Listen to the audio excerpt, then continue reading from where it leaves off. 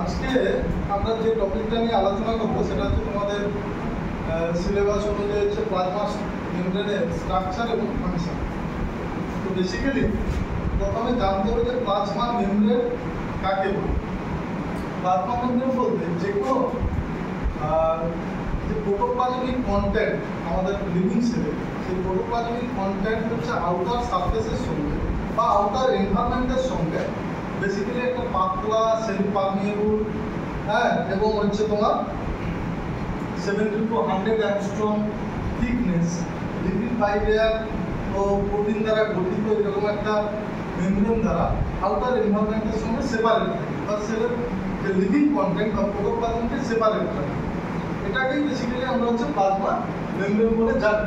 যেমন ধরো you might expect the outer boundary of the living cell to be constructed of an equally tough and impenetrable barrier because it must also protect its delicate internal contents from a non-living and often inhospitable environment.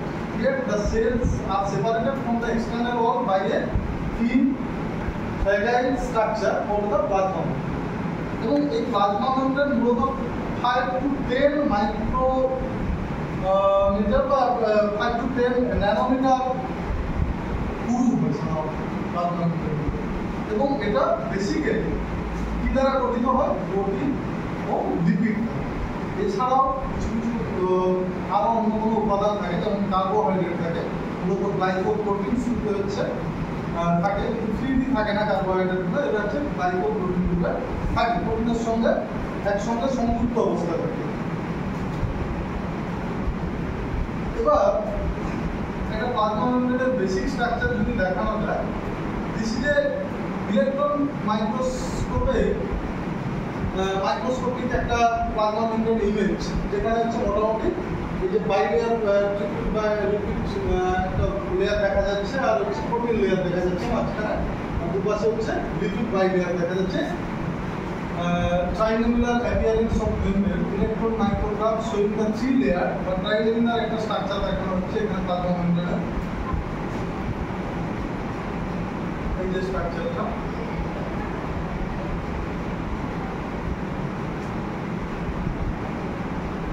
Basic স্ট্রাকচারে যাওয়ার আগে আমরা plasma মেমব্রেনে প্রয়োজনীয়তা বা কাজগুলো, যে সাধারণ যে কাজগুলো সেগুলো সেগুলো সম্পর্কে একটু প্রথমে জানবো।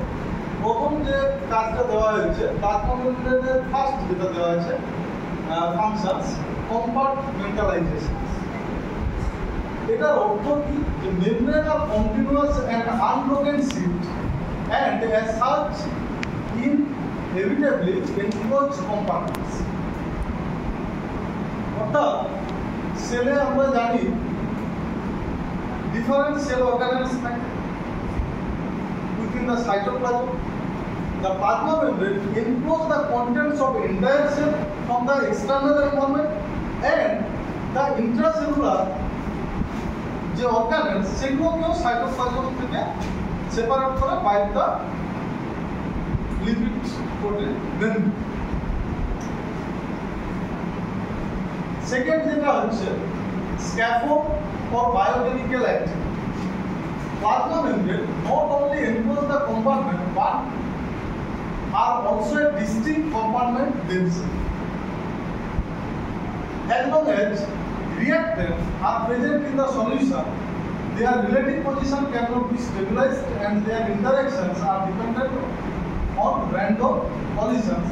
Because of their construction, membrane provide the cell with an extensive framework of scaffolding within which components can be ordered for effective use. শুধুমাত্র যে বাইরের এনভায়রনমেন্টের সঙ্গে কোষের ভিতরকে সেপারেট করছে প্লাজমা মেমব্রেন, এটা কিন্তু সেই কাজ। এছাড়াও যেটা কি করে না, কোষের মধ্যে একাধিক বায়োকেমিক্যাল অ্যাক্টিভিটিসটা একই সঙ্গে চলতে থাকে, ফলে এই যে বায়োকেমিক্যাল অ্যাক্টিভিটিসগুলোকে কম্পার্টমেন্টে সেপারেট করে দেয়, আলাদা আলাদা করে দেয়। একই সঙ্গে যে সলভেন্টগুলোর মধ্যে ইন্টারাকশন থাকে, সেই ইন্টারাকশনটাকে প্রতিহত করার জন্য সেগুলোকে এন্ডোপ্লাজমিক রেটিকুলাম যেভাবে গঠিত হয় আমরা, সেটাও একটা মেমব্রেনাস স্ট্রাকচার কোষকে ডিফারেন্ট কম্পার্টমেন্টে ভাগ করে দেয়। এটাও প্লাজমা মেমব্রেনের একটা বেসিক কাজ। তারপরে 3 নম্বর, প্রোভাইডিং এ সিলেক্টিভলি পারমিয়েবল ব্যারিয়ার। 3 নম্বর যেটা কাজ সেটা হচ্ছে কি, এই যে 3 নম্বর কাজ, এটা হচ্ছে plasma membrane prevent the unrestricted exchange of molecule from one side to another. Plasma মেমব্রেনের আরেকটা কাজ, প্লাজমা মেমব্রেনকে আমরা মেমব্রেন বিভিন্ন ধরনের, পারমিয়াবিলিটির উপর ভিত্তি করে মেমব্রেন হচ্ছে হয় সেমি পারমিয়েবল হতে পারে, পারমিয়েবল হতে পারে, সিলেক্টিভলি পারমিয়েবল হতে পারে, হ্যাঁ, আবার অভেদ্য পর্দাও। এখানে প্লাজমা মেমব্রেন কি করে, basically plasma membrane provide a selective permeable barrier, যেগুলো আনরেস্ট্রিক্টেড মলিকিউলস বা আনরেস্ট্রিক্টেড সলভেন্ট সেইগুলোকে কি করে এক্সচেঞ্জ, ভেতরের সঙ্গে বাইরে বা বাইরের সঙ্গে ভেতরে এক্সচেঞ্জ করতে প্রতিবন্ধকতার সৃষ্টি করে বা বাধার সৃষ্টি করে। 4 নম্বর, transporting the solutes. Plasma membrane, আমরা জানি যে plasma membrane contents a machinery for physically transporting substance from the one side of the membrane to the another side. প্রত্যেকটা সেলের মেমব্রেন বিভিন্ন ধরনের চ্যানেল প্রোটিন থাকে, আমরা শুনেছি, বিভিন্ন ইন্টিগ্রাল প্রোটিন থাকে, হ্যাঁ, বা মেমব্রেনের মধ্যে দিয়ে ডিফিউশন, অসমোসিস, হ্যাঁ, এইগুলোর মাধ্যমে ট্রান্সপোর্টেশন হয় এবং একটা ট্রান্সপোর্টিং মেশিনারি প্রোভাইড করে প্লাজমা মেমব্রেন কোষকে। 5 নম্বর, response to the external stimulation. Plasma membrane play a critical role in the response of a cell to external stimuli, a process known as the signal transduction. পরবর্তী আমরা সিলেবাসেও আছে signal transduction, যখন করব ডিটেইলসে সেখানে বলা যাবে। তো প্লাজমা মেমব্রেনে কিছু রিসেপ্টর প্রোটিন থাকে, সেটা এক্সটার্নাল রিসেপ্টর প্রোটিন থাকে, ইন্টারনাল রিসেপ্টর প্রোটিন থাকে কোষের মধ্যে। এই প্রোটিনগুলো যেগুলো প্লাজমা মেমব্রেনে যে রিসেপ্টর প্রোটিনগুলো থাকে, they are responsible for the transduction of the signal of a stimulation. হ্যাঁ, ফলে কোষ পর্দা কোষকে একটা সিগন্যাল ট্রান্সডাকশনে বা এক্সটার্নাল কোনো স্টিমুলেশনে রেসপন্সিবল এই রিসেপ্টর প্রোটিন। ফলে এই প্রসেসটাকে বলা হয় হচ্ছে signal transduction. Membrane possesses receptor that combines with the specific molecules called as ligands. একটা স্পেসিফিক মলিকিউলসের জন্য যে রিসেপ্টর মলিকিউলস গুলো থাকে, যেগুলোকে আমরা লিগ্যান্ডস বলি, সেরকম লিগ্যান্ডস থাকে, অর বা হচ্ছে response to the other types of stimulation such as light or mechanical tension. এইরকম কিছু এক্সটার্নাল স্টিমুলেশনে এইভাবে মেমব্রেন রেসপন্ড করে। 6 নম্বর যেটা বলা হচ্ছে ইন্টারসেলুলার ইন্টারঅ্যাকশন।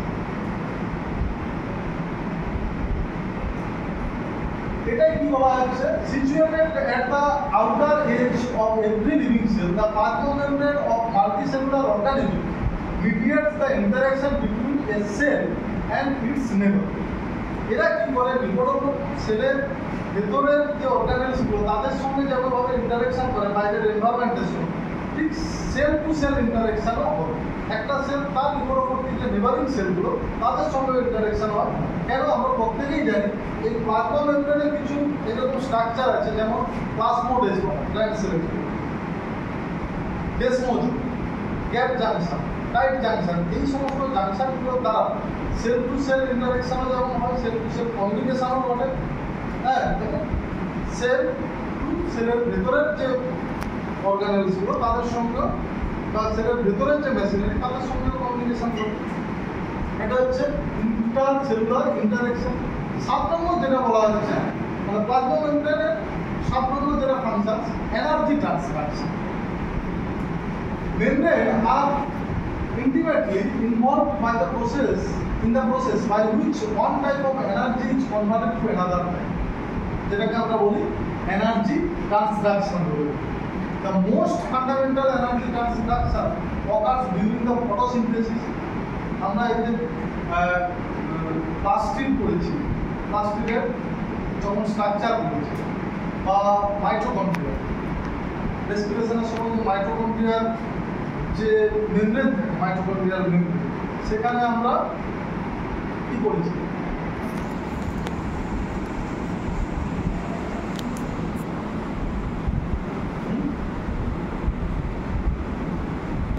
মাইটোকন্ড্রিয়াতে আমরা যেটা জেনেছি বা প্লাস্টিকের যে থাইলাকয়েড ও গ্রানামের যে মেমব্রেন, সেখানে হচ্ছে আমরা ফসফোরাইলেশন করেছি।